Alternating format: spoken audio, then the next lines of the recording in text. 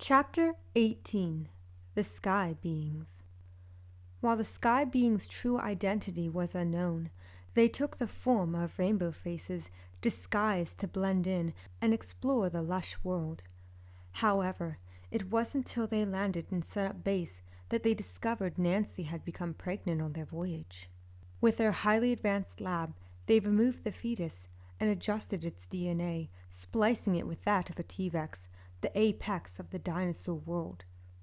They knew what they did was against orders, that if the higher-ups came poking around, they couldn't see their young or know of its existence. "What will we do, Nancy? Should it hatch, how will we hide such a child?" "Find a set of T-Rexes who can raise it for us. That way when we leave, we'll know it'll be in good hands, protected by the fiercest dinosaurs among them." They didn't have to look too far, for a young Charity wasn't able to produce eggs, feeling sad she couldn't be a mother. Then she met a pair of rainbow faces, smart leaf eaters who were able to do some of the strangest things. They lived in a round silver nest that flew and traveled across the skies at great speed. "I know you can help me," Charity said, knowing they spoke both leaf eater and Sharptooth, which was unheard of. "Please, I don't know how, but I know you can help me." Nancy and Jonathan shared a knowing glance, Nancy giving a nod. "We've been working on something, a baby, one of your kind, as a test to see if a Sharptooth can overcome its instincts," Nancy said, thinking it was best if Charity thought they made the egg special for her rather than making it themselves. "If you'd like, we could let you take care of it." "Yes, I'd be more than willing to help you." "There is a catch. The young within won't be anything like you," Jonathan added. "It might be able to talk with you, but he will be like us, able to speak both languages, probably find it hard to eat the plant eaters. The baby will be one of a kind, with gifts too, the power to move items with his mind, among other things." "Jonathan is correct. Are you willing to handle the challenge of raising such a special child? Sharpteeth will find him weak, while plant eaters will see him as a monster. Do you accept the knowledge the mammoth task placed upon you?" "Yes, I will love the young no matter what." Nancy and Jonathan went to their ship, finding another rainbow face, a messenger from the higher-ups. Acting calm, Nancy went to talk with the guy, while Jonathan slipped in to get the egg. Inside the ship, he rushed and saw the white shell with red spots, kept in an incubator. Lifting the lid, he slipped out the back, rushing to meet up with Charity. Along he went, seeing she waited, and lit up at the sight of the egg. "Here, you must hurry. Go, before anyone sees you." Jonathan felt her take the egg, eyes moist while he saw her walk off, leaving him alone. With a sigh, he placed his hands to his face, crying softly. There went their child, the only one the pair produced together, giving their many failed attempts in the past. For it was no lie, they struggled to create and birth young too, finding it was a miracle when Nancy carried a bun in the oven. When he returned to the ship, he found Nancy by the incubator, crying and leaning against it. He patted her side, feeling her rush into his hold, sobbing aloud. Did we do the right thing?" "We did what was best for our child," Jonathan answered, hoping in the back of his mind they did the right thing. While hard, they were encouraged to stay away, watching with droids that flew over the land, able to see their egg from afar, both eager to know when it hatched. Jonathan fell asleep in front of the screen one night. Unaware, quite a bit of commotion happened, for the sound was turned off. On the screen, a group of herbivore children followed a set of egg stealers. By accident, they caused a rock slide and stumbled across the T-Rex's egg, instead of the one the egg stealers took. The droids zipped in the air, finding the children intended to look after the egg and claim it as their own once they discovered the mix-up. The next day, Nancy walked by in time, seeing the egg crack. Jonathan, the egg! Our child is about to hatch!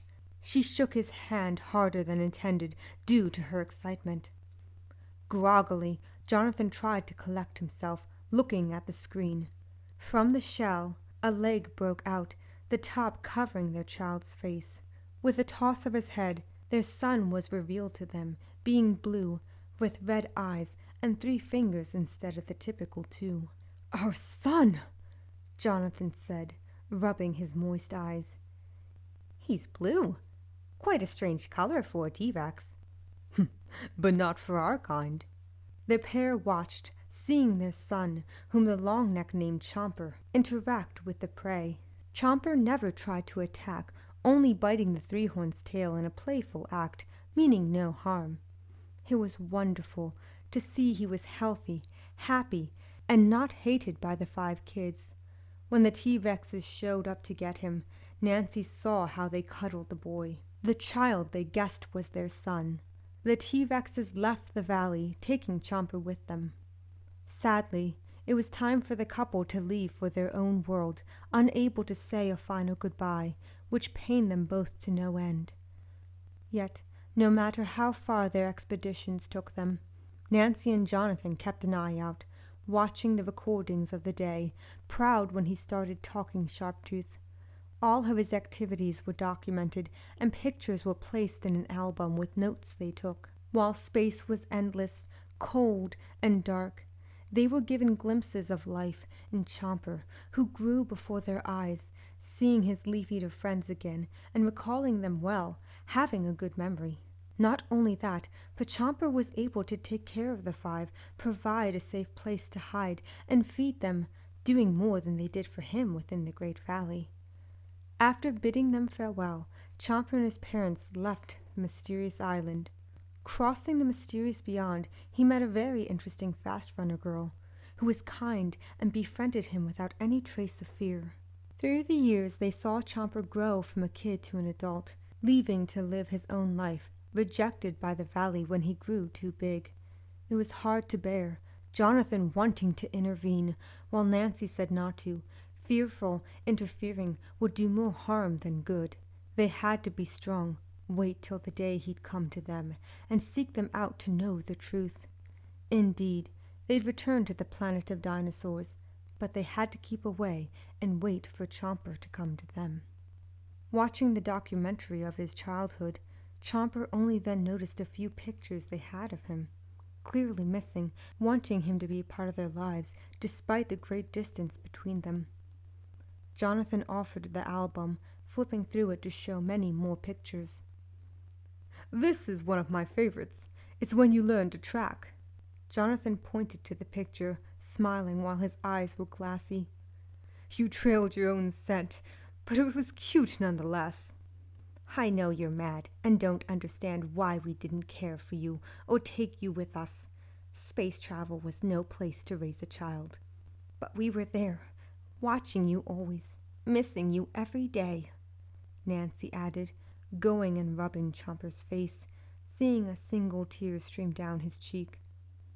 "You are far from the typical Sharptooth, stronger than you could imagine. We asked Charity, and she agreed, vowed to love you for us. Why didn't you ever come to see me?" "Your mother thought it best to wait till you were ready to learn. Of course, when we heard of her death, we figured we'd never see you." Jonathan swallowed a few times, clearly hurt by the thought of never seeing their son. "We loved you so much that we had to let you go." Chomper was silent for a moment, trying to take it all in.